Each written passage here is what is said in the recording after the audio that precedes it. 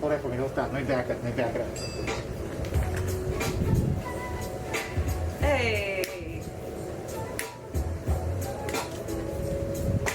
Hey, hey.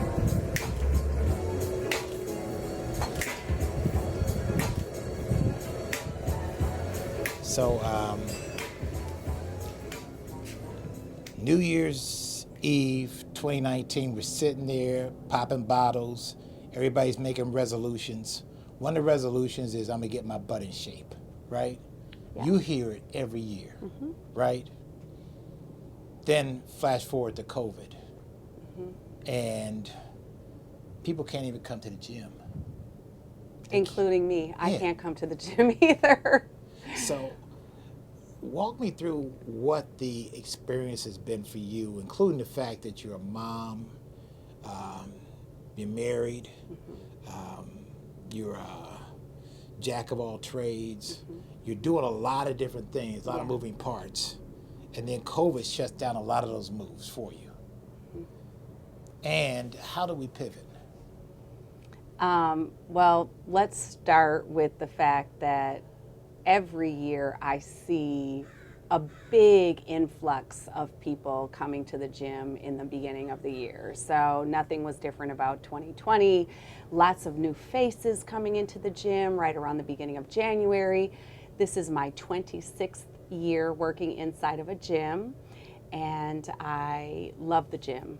I am a self-proclaimed gym rat, so I love the gym. But 3 months in March, they told us that because of the coronavirus that they were going to have to shut down all the gyms I worked at, which is 3 gyms. And I was heartbroken. I mean, I don't even have another way to say it. I laid in the bed like, how? Like, how can you close the gym, the place where people focus on health, well-being? And so after about 24 hours of feeling sorry for myself, one of my friends called and said, get your butt on Instagram Live and do a live workout for me.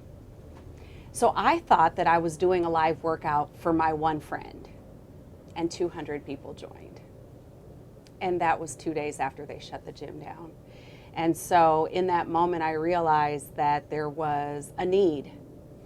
And after all these years of being self-employed, being an entrepreneur, you know that when a need comes about, you have to fill it. And so I started doing online workouts, and from that, there have been so many opportunities to pivot. I do neighborhood workouts where I live in the city of Inglewood. I do workouts with my actual neighbors who live inside of my community. I've done workout parties where I go with a DJ and you invite just a couple people and we do like a party in your backyard. It's just been amazing to think outside of the box. So, as a mom, As a mom. all of a sudden your kids all at home, and they don't always want to be at home. And I don't always want them at home. How about that? Yes, my husband, my children, and I have been spending a great deal of more time together during the last 5 months. And I would like to say that it's all hearts and butterflies and sunsets and daisy fields, but it's actually been challenging at times. But I will say that we found ways to connect that we normally wouldn't have. For example, taught the kids how to play spades, took it back to the Midwest where I'm from.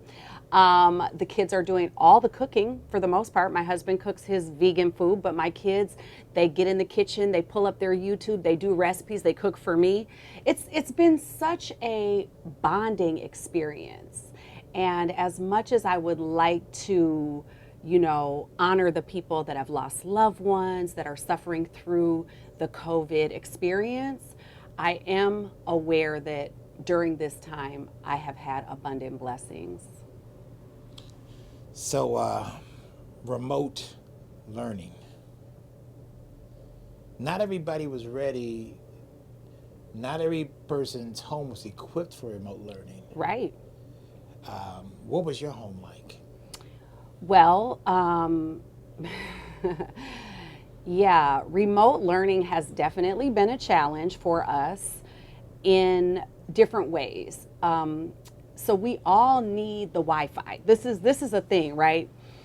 I need the Wi-Fi to teach the online workouts. My 3 kids need the Wi-Fi to do their Zoom classroom. My husband needs the Wi-Fi when he's got to do some work. That's a lot of people on one Wi-Fi. And so sometimes I have to explain to people during the workout, hey, it might drop. My children's education is the number 1 priority. So, See, I moved to the 1 gig Wi-Fi. Has it helped? It's a difference. Really? It's like night and day. Really? It's night and day. Okay. But it's not available in every area. So I asked for the upgrade. So I got the upgrade. I don't know if it's 1 gig, but I got the upgraded modem. Oh, the 1 gig. The 1 gig Okay. is like 1,000 bits. So anywhere between 700 to 900 is like the range. Okay. And before that, I was around 50 Oh yeah. Oh yeah. to go multiple hundreds. Oh, yeah, in terms of speed. You're in a whole nother ball Oh, yeah. game right Yeah, now. Yeah. So my wife, she's working remotely. Okay. And so she's able to do Zoom meetings and all of that. Yeah. And I can upload stuff because I'm uploading large files. I see. Yeah. So that's the requirement now. Remote learning is not the same, and so in certain communities, they didn't even put in the infrastructure for fast, and so they're just starting to do that, right? Yeah. So if you're in a neighborhood that didn't have the fast, you suffer. Your kids suffer, and you can't be as connected as you want to be. Yeah. But so that's one of the challenges. But at the same time, all this is going on, they start killing more black people. Listen, I'm originally from Minneapolis, Minnesota.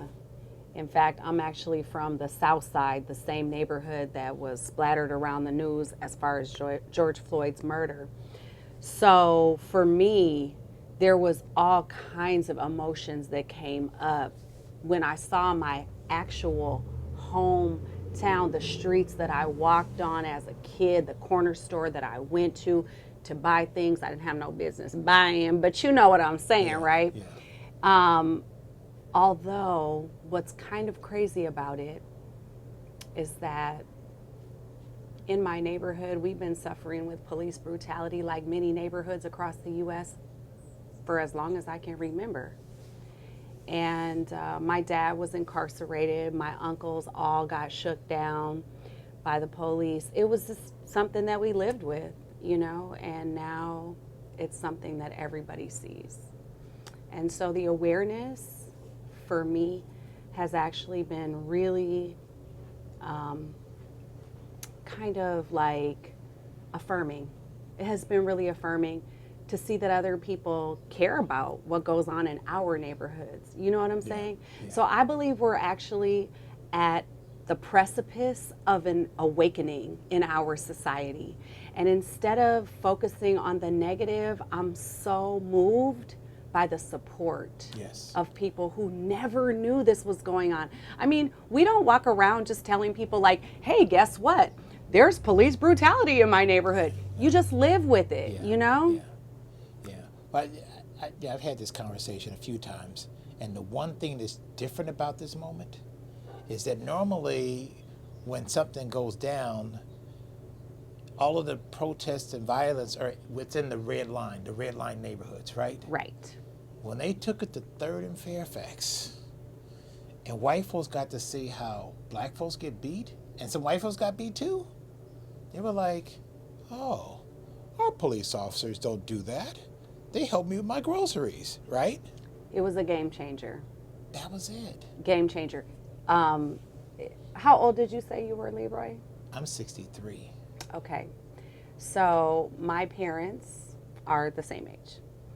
And my dad is black and my mom is white. And my parents were protesters back in the civil rights era. My parents were fighting for the right to love each other. Yes. They were fighting The to loving story, baby. The loving story. They were Yeah. fighting to bring me into the world, but they were fighting inside of communities that said that they love them. And I think that's what really I feel like, have you ever heard the expression, you were made for a time such as this? Yes. I believe I was made for a time such as this. How is it I was born out of an act of revolution? That's why I'm Yes. here right now, Yes. sitting in front of you, half black, half white. And And so, all fine. say it again, say All it again, all fine.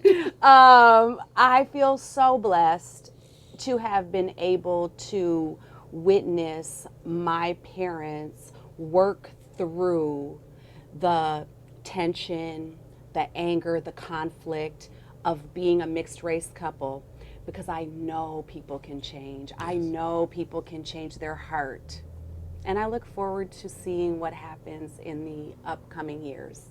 Okay. So, November 3rd. Yes. Some call it the election of our lifetime. Yes.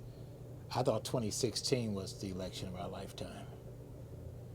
But a lot of folks, they didn't want to vote for Hillary for whatever reason. Yeah, I was on a Zoom call recently where a black woman shared that her black father voted for Trump. And there was, you could hear just an uproar in the little Zoom meeting, like, gasp. Patriarchy. But he's older and he didn't want to vote for a woman. Patriarchy. Patriarchy. So, to be honest with you, Leroy, I don't trust no politicians, not a one. And I feel that if we want to see true change, it's going to depend on us to roll up our sleeves, to share our gifts, to dig into our own communities, and to really make them what we want them to be. Nobody is going to put a cape on and superhero for us. I just don't believe it, which is why every single week I show up for my neighborhood. I go to the city of Inglewood, I bring my health and wellness game, and I ask people who need it to come see me. I'll help you. I don't charge nothing. I don't have no secret supplements I'm selling. I just believe that we all have something that we can do. And I mean, you're doing it. I'm here right now. Yeah. I'm here right now out of the kindness of your heart. I want to be able to get the story out, because I tell people this is therapy. Yes. Because we sit in our homes and all we have is what's on TV or what's on the internet. And there's so much. And there's so much trauma that comes with being plugged into that all day long. And so the goal in this right here is to have that conversation that's not only good for us, but it's good for anybody who sees it. Yeah. Because they're like, hey, they're thinking some of the same things that I'm thinking. Yeah. And they had the same questions that I have. Where do we go from here? What do we do? Yeah. How do we navigate this? Because people talk about 2008. 2008 don't have nothing on 2020. And we took a hit in 2008. I mean, one of my entrepreneurial ventures is that I own real estate. My husband and I have our own business, and 2008 was a doozy. But I will say this, we were dealing with a different set of circumstances. Every time we talk about what's going on in the world, what's hard, some people are winning, some people are losing. Yes. In 2008, there were people who were winning off the backs of people who were losing. So anytime, even right now, 2020, you have some people who are really losing right now. Yeah. And then D-Nice is winning. D-Nice is super winning right now. Right? He's super winning. And I was really inspired by D-Nice. I mean, just how he took his gifts, didn't have his normal performance platform, had to take his performances to the online world. He did it with such grace, with such ease, and he cultivated an environment of good vibes. Yes. Right? So when I say we could all take our gifts and we can all contribute to the betterment of our society, I believe that wholeheartedly. So what are you doing, and how can people connect with you? Because that's really the key for this moment, because you're Black business. I am Black business. And we don't want Black business to go nowhere. Yes. So I am a fitness professional. I do online workouts. Whoever's watching this can follow me on Facebook or Instagram. My name is Claudine Cooper. There's only one of me. Okay. And just maybe a tidbit of advice for people who, like me, did the COVID-15. For the people who may have gained a few pounds over COVID, number one, forgive yourself. This is a different time. You don't even have access to a gym. Number two, start moving with the greatest of ease. It doesn't have to be anything fancy. You don't have to buy special equipment. You don't even have to do my workouts because they are crazy. What you have to do is put one foot in front of the other. It's very simple. Walk around your neighborhood, walk in place while you watch your shows, but it's not complicated. Movement shouldn't be complicated. Prior to sitting down for this video, I was dancing around with some music. Anybody, turn on your music, go in your living room, dance with your kids, help them be more active too. We have to model the behavior. I love that. Now we're going to take some damn pictures. Hey, let's take some pictures.